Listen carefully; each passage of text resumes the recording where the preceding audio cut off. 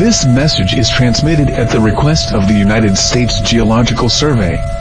The National Weather Service has issued a volcano warning for the Mount St. Helens volcano in Washington state, until further notice.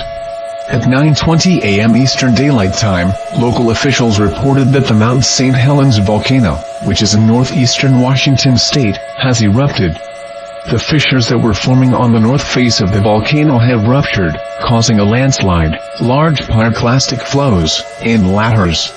Ashfall is imminent or occurring across Washington state, Oregon, California, Nevada, North Dakota, South Dakota, and Utah. Evacuate these states immediately, as ash can and will cause certain death. If you choose not to evacuate, you will be putting your life in extreme danger. Repeating, Mount St. Helens has erupted. Evacuate now.